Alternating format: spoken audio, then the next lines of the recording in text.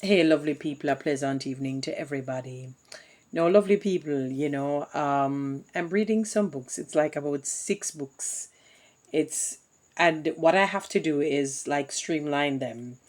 So I read like maybe 10 pages of each book per day because they're different books, and it's almost like eating, you when you're eating healthily, they talk about the five course meal.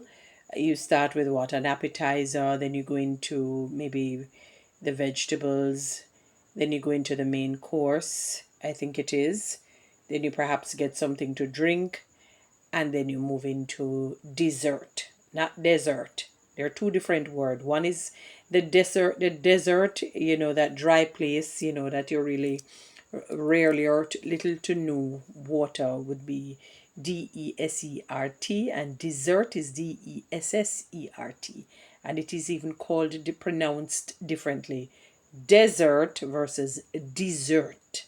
Okay, you learned something today for those who may not have known.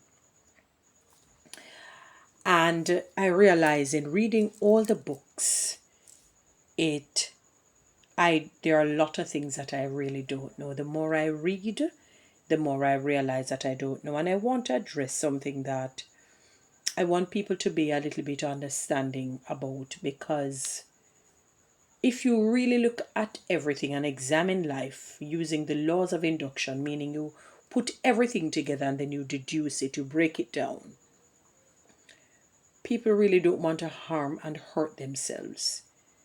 So even though people may be very selfish and self centered, it's really that they really want their lives to be good, to be great, to be grandiose, to be magnolious, to be fantastic, to be resplendent.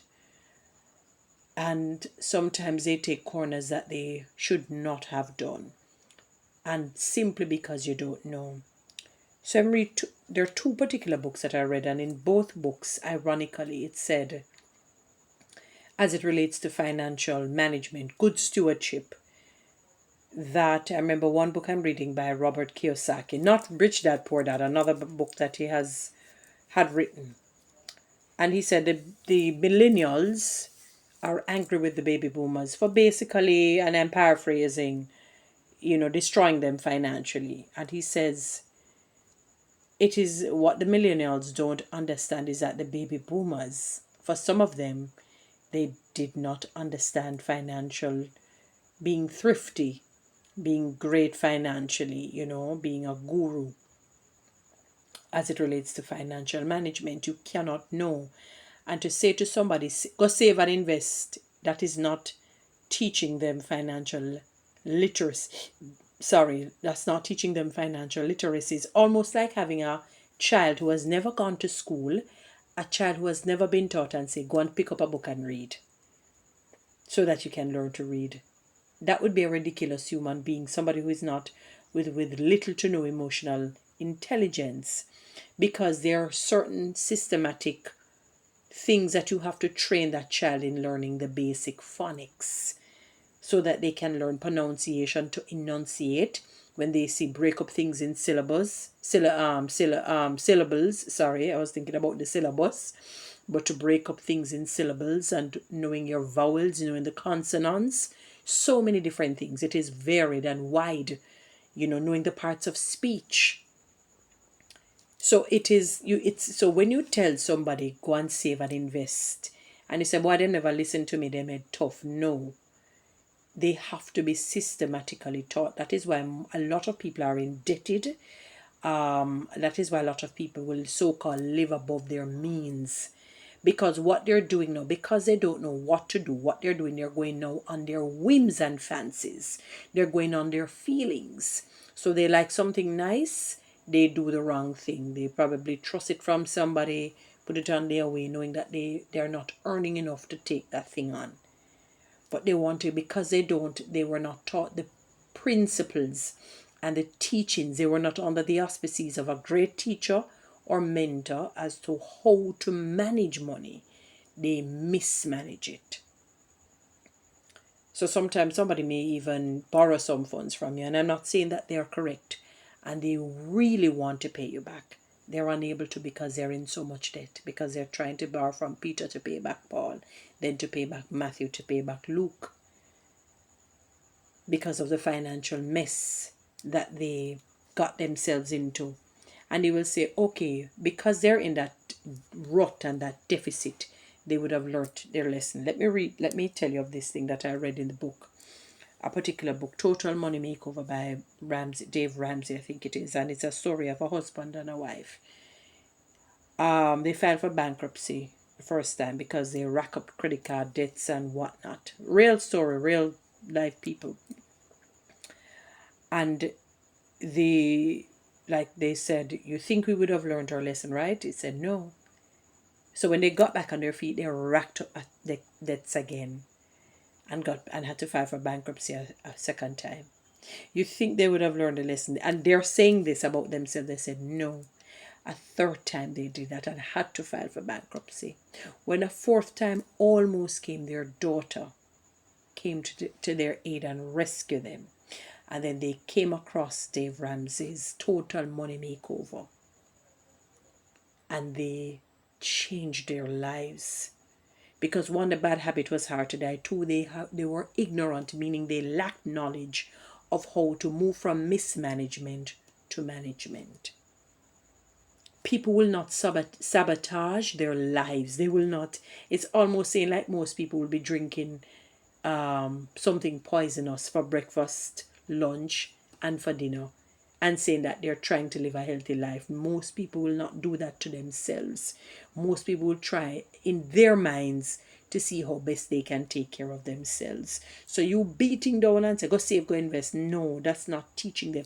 You literally have to go to a school or somebody teaches you systematically as though you're in a school, because you can homeschool people. So whether it's homeschool or public type school or private school, wherever it is, you still have to be systematically taught how to manage money wisely. It doesn't come naturally. It does not. So people who are good at it, they were taught directly or indirectly, and the indirect was still direct. They were taught. They didn't become these financial gurus, great stewards, and that is why, my beautiful people, it is imperative that we read, because reading makes you understand. It makes you compassionate. It makes you merciful. It makes you graceful. It makes you understand people's patterns, people's behaviors, and why they do what they do. It makes you less judgmental. So when you see people spend badly, don't crucify them.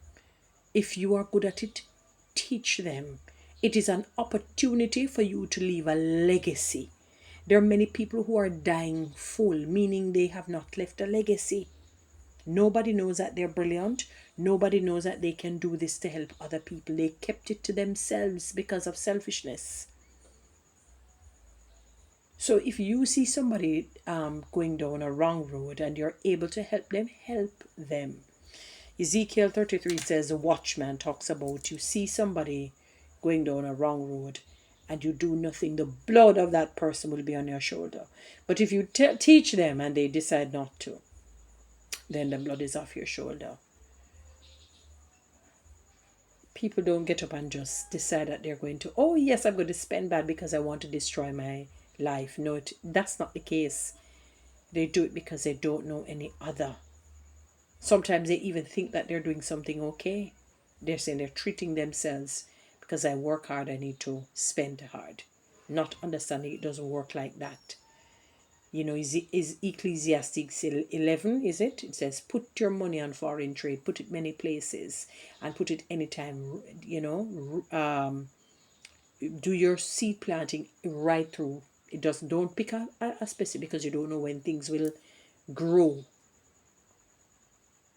So moving forward, I'm encouraging you, be merciful to people, because most people don't know financial management, because most of us are financially illiterate. Dunce. We're not even at the back of the class, we're in the bathroom. And we have to seek. So reading, because I read the books, that is how I understood and knew. So I'm encouraging you, read. It can change and make your life great. Guys, you know what to do. Read TikTok and YouTube. Subscribe. Give me one of those lines.